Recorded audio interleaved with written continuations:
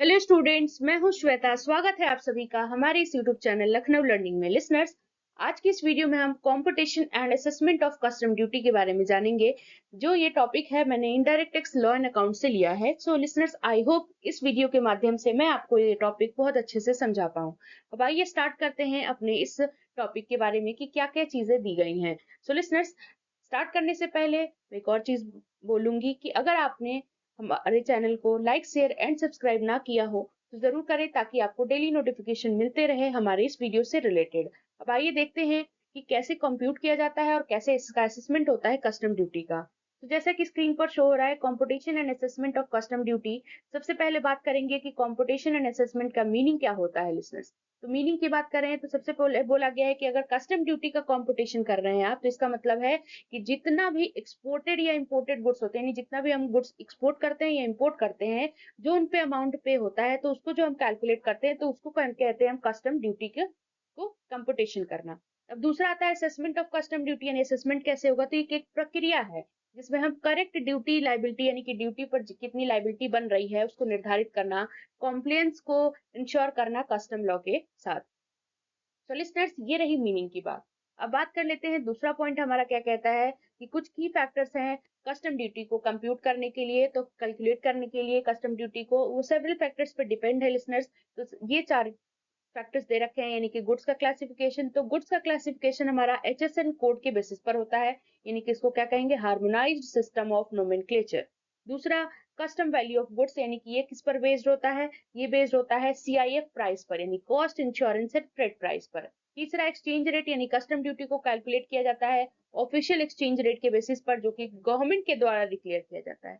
Duty rate, यानी कि ये डिटरमाइंड होता है कस्टम टैरिफ एक्ट 1975 के अकॉर्डिंग। तीसरा पॉइंट आता है लिसनर्स हमारा components of custom duty calculation. कौन कौन से कंपोनेंट्स हैं। तो जो टोटल कस्टम ड्यूटी पेबल होता है उसमें बहुत सारे कंपोनेंट्स होते हैं, मल्टीपल कंपोनेंट्स होते हैं। तो पहला दे रखा है इंपोर्ट ड्यूटी कैलकुलेशन, यानी इंपोर्ट ड्यूटी कैलकुलेशन कैसे करेंगे। तो टोटल ड्यूटी पेबल कैसे पता चलेगी, तो BCD plus IGST plus cess plus other applicable duties, तो इसके जरिए आप पता कर सकते हैं। कस्टम ड्यूटी की टाइप दे रखे हैं बीसीडी, क्या ये कब कैसे लगेगा कैलकुलेशन बेसिस, यानी कि ये लगेगा as per custom tariff act 1975, example के तौर पर 10% या 15%। दूसरा, इंटीग्रेटेड जीएसटी, यानी कि आईजीएसटी एसेसिबल वैल्यू आएगी इसमें, बीसीडी ऐड करेंगे इनटू आईजीएसटी का रेट।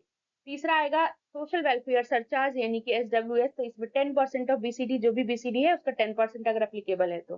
फिर एंटी डंपिंग ड्यूटी आएगी, ये गवर्नमेंट नोटिफिकेशन के द्वारा अगर एप्लीकेबल है तब लगाएंगे। फिर सेफ गार्ड ड्यूटी, ये भी लोकल इंडस्ट्रीज को प्रोटेक्ट करने के लिए लगाया जाता है अगर एप्लीकेबल है तो असेसबल वैल्यू ये भी, यानी कि ये कैसे निकलेगा, तो जितना भी आपका सीआईएफ वैल्यू है वो हो जाता है। टोटल ड्यूटी कैसे निकलेगी, तो assessable value plus BCD plus SWS plus other duties, और इसमें हम इंटू करेंगे आईजीएसटी रेट से। ये आपका एग्जाम्पल दिया हुआ है कैलकुलेशन का, ये आप देख सकते हैं। फिर एक्सपोर्ट ड्यूटी कैलकुलेट कैसे करेंगे, तो एक्सपोर्ट ड्यूटी बेसिकली कुछ ही गुड्स पर इम्पोज किया जाता है, जैसे आयरन और या पेट्रोलियम प्रोडक्ट्स हो गए। ये कैलकुलेट किया जाता है कैसे, percentage of free on board value, यानी फ्री ऑन बोर्ड वैल्यू जो होती है उसके परसेंटेज पर ये कैलकुलेट किया जाता है। फॉर्मूला आप देख सकते हैं, एक्सपोर्ट ड्यूटी का FOB value into export duty rate, यानी जितना भी परसेंटेज होगा। अब हम बात कर लेते हैं अपने लास्ट पॉइंट के बारे में, यानी कि assessment of custom duty. Assessment of custom duty का असेसमेंट कैसे करेंगे, तो कितने तरीके के असेसमेंट होते हैं, सबसे पहले वो बात कर लें। तो पहला होता है लिसनर्स सेल्फ असेसमेंट, तो ये सेक्शन 17 के तहत होता है। सेल्फ असेसमेंट यानी कि इसमें जो इंपोर्टर्स से एक्सपोर्टर्स ड्यूटी डिक्लेयर करते हैं तो उसके अकॉर्डिंग ही पे किया जाता है। दूसरा है प्रोविजनल असेसमेंट, ये सेक्शन 18 के तहत आता है। अगर कस्टम ऑफिशियल्स को जरूरी है कि एडिशनल वेरिफिकेशन की आवश्यकता होती है अगर उसको, तो ड्यूटी जो है टेम्परली असेस किया जाता है और बाद में फाइनलाइज कर दिया जाता है। तीसरा बताया गया है बेस्ट जजमेंट असेसमेंट, तो ये सेक्शन 28 के अंदर आता है और ये अप्लाई होता है अगर इनकरेक्ट डिक्लेरेशन पाया गया है तो। नेक्स्ट आता है रीअसेसमेंट, यानी कि अगर कोई भी गलती पकड़ी गई है, कोई भी एरर्स डिटेक्ट किया गया है, तो कस्टम ऑफिशियल्स क्या करेंगे, ड्यूटी जितना भी पे किया गया है उसको रीअसेस करते हैं। उसके बाद आता है हमारा नेक्स्ट पॉइंट है जो हमारा इसमें, वो है process of custom duty assessment, यानी कि कस्टम ड्यूटी को असेस करने के लिए इसका प्रोसेस कौन कौन सा अपनाया जाता है। तो सबसे पहले किया जाता है कि बिल ऑफ एंट्री जो इंपोर्ट पर या शिपिंग बिल जो एक्सपोर्ट पर है उसको फाइल करना, उसके बाद कस्टम का वेरिफिकेशन करना, गुड्स का क्लासिफिकेशन करना। तीसरा पॉइंट है कि कस्टम वैल्यूएशन करना, यानी सीआईएफ देखना, एफओबी वैल्यू असेसमेंट देखना। चौथा, ड्यूटी जितना पेबल हुआ है उसको कैलकुलेट करना, फिर जितना पेमेंट हुआ है इंपोर्टर या एक्सपोर्टर के द्वारा ड्यूटी पर उसको देखना, फिर गुड्स को रिलीज करना आफ्टर क्लियरेंस।